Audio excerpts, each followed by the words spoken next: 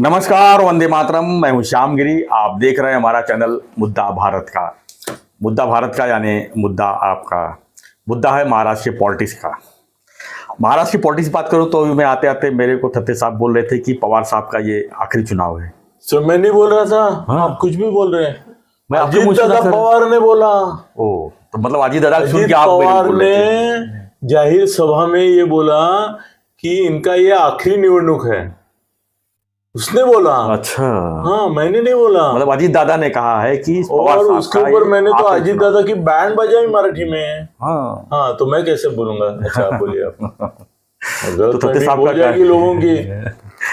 थत्ते साहब कहना है कि अजीत दादा कहे हैं कि सभा मैं नहीं में कह रहा हूँ, टीवी पे आ रहा है कि पवार साहब का ये आखिरी चुनाव है। वैसे पवार साहब तो उसने चुनाव क्या नहीं बोला लड़ते है? जी। सुनो, अजीत पवार ने बोला कि आपको भावनिक आह्वान किया जाएगा कि ये मेरे आखिरी चुनाव है, इसलिए मेरे प्रति सहानुभूति, प्यार और कृतज्ञता दिखाओ जी। और मेरे जो उम्मीदवार है सुप्रिया उसको जिताओ। तो बोले वो सब जगह करेंगे, ये हर एक मतदान संघ जैसे में पिछली जाके। बार छतरी से भीग के जो है नहीं, वो सर योग आयोग था। वो क्या सातारा में- जानबूझकर बारिश सातारा में। उन्होंने थोड़ा गिराई थी। नहीं, बारिश किसने गिराई? लेकिन बारिश आई तो लोग चले गए, खाली पवार साहब अकेले भाषण करते नहीं, रहे। कोई चला गया नहीं ना। अच्छा। सर ऐसा जाता नहीं आदमी। ऐसा जाता नहीं। पवार साहब खड़े रहे। अच्छा। बाकी टाइम में क्या होता है कि बाकी टाइम में लोग नेता को बाजू में ले जाते हैं। जी। वो नहीं गए, वो भाषण करते रहे आराम से और उसकी वजह से चुनाव जीता वगैरह, वो झूठ है सर। ऐसा बारिश में किसी के भीगने से अगर चुनाव जीते तो हर एक अपना फायर ब्रिगेड को बुलाता और सिनेमा में जैसे बारिश करता सब बारिश करवाता डुप्लीकेट बारिश था। ऐसा करा थोड़ा है, के। ऐसा थोड़ा नहीं। वो अलग अलग टाइप का लोगों का सिद्धांत रहता है। तो उन्होंने बोला अजीत दादा ने कि ये आप ऐसे इसमें मत पड़ो। हाँ। उनकी कहानियों में और भावनिक मत हो जाओ और उनको वोट मत दो। शायद हो सकता है कि उनका ये आखिरी चुनाव है, ऐसा वो बोलेंगे भी और हो भी सकता है। हो भी सकता है। ये कौन बोले? अजीत दादा। अनिल दत्ते नहीं, अजीत अजीत दादा बोले। तो इसके ऊपर आपकी कमेंट बोलो, फिर मेरी कमेंट करता हूँ। सर चुनाव तो लड़ते नहीं, वैसे चुनाव के हिसाब से नहीं बोला जा सकता। So, वो चुनाव दूसरों प्रचार का के लड़ते लिए, ना। चुनाव प्रचार वो के सर लिए। उनके उम्मीदवार तो खड़े रहते हैं। जी। फिर सुप्रिया खड़ी रहती है तो वो बोलते हैं कि सुप्रिया ने मलाच मत दिला, ऐसा जी, समझा, ऐसा बोलते हैं ना। उस हिसाब से बोले सर पवार साहब को देख के, उनका बॉडी लैंग्वेज से देख के, उनके जो कार्यशैली को देख के, उनके जो भाषण देख के लगता है कि वो आखिरी चुनाव है। मेरे को मत पूछो, आप बोलो, मेरे पास सब जवाब है सब चीजों। मेरे को तो नहीं लगता सर। तो और कितने चुनाव जीतेंगे? उसके बाद विधानसभा चुनाव है, वो भी चुनाव आएगा। फिर 29 के चुनाव में भी वो रहेंगे, ऐसा 29 लगता है? चुनाव तो नहीं बोल सकते सर हम, उसके बाद उसकी गारंटी नहीं ले सकते। लेकिन लोकसभा और विधानसभा में तो एक फुल एक्टिव रहेंगे।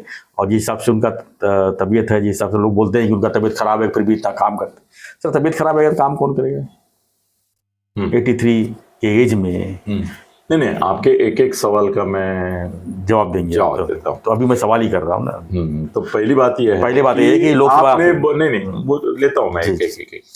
अभी आपने लेटेस्ट क्वेश्चन जो मुझे पूछा वो ये पूछा, क्या इतनी तबीयत खराब होने के बावजूद कोई काम करेगा क्या? जी सर इसका जवाब मैं मेरे दोस्त मनोहर पर्रिकर जो गोवा के मुख्यमंत्री थे, जो एक हाथ में सलाइन की बोतल और एक हाथ में ऑक्सीजन का ये और पीछे ऑक्सीजन का सिलेंडर लेके घूमते थे, आखिरी दिन तक घूमते थे, सब जगह जाते थे, लोगों को मिलते थे, बात करते थे, नाक में ऑक्सीजन की नली थी। आपने देखा कि नहीं वो फोटो? देखा। तो ये बात मत बोलो मुझे क्या ऐसा कोई बीमार होने से काम करता है कि नहीं। सर वीपी सिंह के बारे में आपको मालूम नहीं है, उनको 8 साल तक ब्लड कैंसर था जी। फिर भी वो काम करते रहे कि नहीं रहे। तो सर ऐसा कोई नहीं है कि भाई कोई काम करता है क्या, उससे मत जज करो जी। जिसकी जो इच्छा शक्ति है। लेकिन इतना जज कर सकते हैं ना कि ये आखिरी चुनाव नहीं है। नहीं, वो आप बोल रहे हैं उसके बारे में मैं बोलता हूँ, अभी उसके बारे में मुझे बोलना, क्योंकि 6 महीने बाद जो है लोकसभा विधानसभा चुनाव रहेगा महाराष्ट्र। हाँ। नहीं, मुझे एक सवाल का जवाब दो कि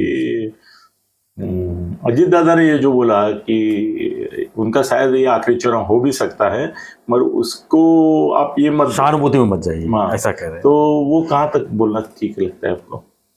उनको तो इतने स्तर तक नहीं जाना चाहिए सर। ठीक है, आज पवार साहब के वजह से आप जो है यहाँ तक पहुँचे हो, ये तो उनको भूलना नहीं चाहिए।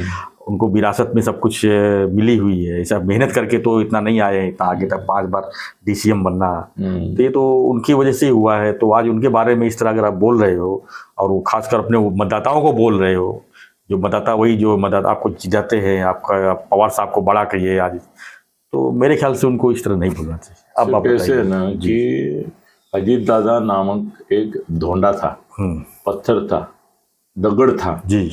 हाँ, ये शरद पवार शिल्पकार है, जिन्होंने तरासा। चीनी हथौड़े से तराश के उसको शिल्प बनाया, उप मुख्यमंत्री बनाया, no doubt sir, no doubt, है कि नहीं? बिल्कुल। तो उसको कृतज्ञता ये दिखानी चाहिए कि भाई, और वो पहले दिन तक तो वो बोलता था हमारे फैमिली रिलेशन है, हमारा ये है, हमारा वो है, अब मिल भी रहे हैं, कोई बार बार मिलता था, बार बार मिल भी मिलता रहे भी हैं, अभी है। भी मिल रहे हैं। तो एकदम उनके मृत्यु के सर किस्से देखो, हमारे मीडिया में आपने भी देखा है, ये देखा है, कोई अगर बीमार हो जाता है ज्यादा जी। तो हम अग्रलेख लिख के तैयार रखते हैं, हाँ। वीडियो शॉर्ट्स लिख के मतलब एडिट करके चैनल में तैयार वीडियो रखते हैं। बन के तैयार रहते सब हैं। सब तैयार ही रहता है, जैसे वो जाता है 1 घंटे के अंदर सब पूरा ब्लास्ट कर देते हैं। दिलीप कुमार के तो 5 साल से पड़े हुए थे वीडियो। हाँ, बने बहुत सारे नेताओं के भी पड़े थे, तो वो बात नहीं है सर। मगर बात ये है कि मैं अजीत दादा को एक अजीब सवाल पूछना चाहता हूँ, शायद उनके समर्थक जो है ना वो नाराज हो जाएंगे आपसे। हाँ, मेरे से, आपसे नहीं होंगे। सर ऐसा है कि एक बार ऐसा हुआ कि मैं कार से किसी दोस्त के साथ जा रहा था, अच्छा धट्टा कट्टा दोस्त था, तो वो मुझे बोला अनिल मुझे थोड़ा सा थकान महसूस हो रहा है, तो अब तू गाड़ी चला और मैं तुम्हारे बाजू में बैठता हूँ। मैं बोला ठीक है। मैं गाड़ी से उतरा और ये साइड में आ गया, ड्राइवर साइड में जहाँ वो बैठा था। मैंने दरवाजा खोलना चाहा तो दरवाजा खुल के वो एकदम नीचे गिर गया। मैं बोला अरे काय झालं तुला? Sir dead, heart attack. मतलब मैं यहाँ से वहां पहुंचने तक उसको हार्ट अटैक आ गया, मर गया वो 1 सेकंड में, कार्डियक अरेस्ट हुआ रहेगा, व्हाटएवर इट इज, मगर मर गया ना। जी। अजीत दादा गारंटी देते हैं कि शरद पवार के पहले वो नहीं मरेंगे? मैं बहुत बड़ा सवाल पूछ रहा हूँ सर, आपका सवाल। आप अगर इसकी शरद पवार साहब के बारे में बोल रहे हैं कि उनकी आखिरी इलेक्शन है, तो आपके आखिरी इलेक्शन के आखिरी दिन कभी, मैं तो बोलता हूं मैं कैसा जीता हूं, आज का दिन, आजचा दिवस अखेरचा, हा क्षण शेवटचा, मैं ऐसा जीता हूं। मैं अभी 5 मिनट के बाद की भी नहीं सोचता हूं क्या होगा मालूम नहीं। बिल्कुल सर, तो मेरे सामने कितने लोग गिर पड़े हैं, मर गए हैं, और कोरोना में मैं अंदर था तो सर बाजू में देखा तो ये मर गए, यहाँ देखा तो ये मर गए, मैं तो कम से कम 20-25 तो मृत्यु देखे हैं सामने जी। अब भी ठीक है, अभी मेरे से बात कर रहा था, 5 मिनट के अंदर गया। तो हार्ट अटैक से कितने मेरे दोस्त गए सर, मेरे उम्र में मेरे साथ जो थे ना उसमें 2-5 ही बजे। जितने भी हेल्थ और ये वेल्थ और ये एक्सरसाइज वगैरह करते थे, मुझे चिढ़ाते थे कि भाई हम लोग 5 किलोमीटर चलते हैं, 10 किलोमीटर चलते हैं, तू एक्सरसाइज नहीं करता है, तू ये नहीं करता है, सब मर गए। मैं सब सर कोई कभी भी मर सकता है। अजीत दादा को मुझे चाहिए, गारंटी दो अजीत दादा कि आप शरद पवार के पहले नहीं मरेंगे, लिख के दो मुझे 100 रुपए के स्टैम्प पेपर कर कि भी किसी हालत में मैंने। सर ऐसा है क्या? ऐसा है? किसी के बारे में कुछ नहीं कर सकते सर, तो कौन कब किसे, तो अजीत दादा की शेवटची ये भी हो सकती है, वो होती है कि नहीं? हो सकती है ना। तो अजीत दादा को जब इनके बारे में ऐसे बोल रहे वो कि भाई शरद पवार का आखिरी चुनाव है वगैरह वगैरह, तो तुम्हारा भी हो सकता है। हम विश नहीं कर रहे सर, नहीं सही बात, हम उनको बद्दुआ नहीं दे रहे हैं, पर उनको एक हकीकत बता रहे हैं, आप जवाब दे रहे हैं भाई उनकी सोच से। सर संजय राउत से एक बार मेरी बात हो रही थी, मैंने बोला कि बीच कैंडी में उनको एडमिट किया है, हालत कैसी है उनकी? वो बोला अब तक ना एक महाराष्ट्र का ये लीडर ऐसा है कि जो अब तक 10 बार मर चुका है। मैं बोला मतलब? वो बोला जब भी वो एडमिट होते हैं ना तो उनके ही सहकारी जो है आजूबाजू के, वो बोलते हैं या वेळेला काय साहेबाचं खरं नाही, या वेळेला काय साहेब बाहेर येत नाही। हर बार वो बाहर निकल के आते हैं और डबल एनर्जी से काम पे लग जाते हैं। तो बोला वो 10 बार मरने वाला महाराष्ट्र में अगर कोई लीडर है ना, और उसने एक सेंटेंस बताया मुझे, तो बोला ये राष्ट्रवादी के सब लीडर है ना जो उनका मृत्यु के ऊपर गिद्ध जैसा टपक के रहता है ना, ये कब मरे और मैं खाऊं, बोले ये सब मरेंगे मगर सांप जिएंगे।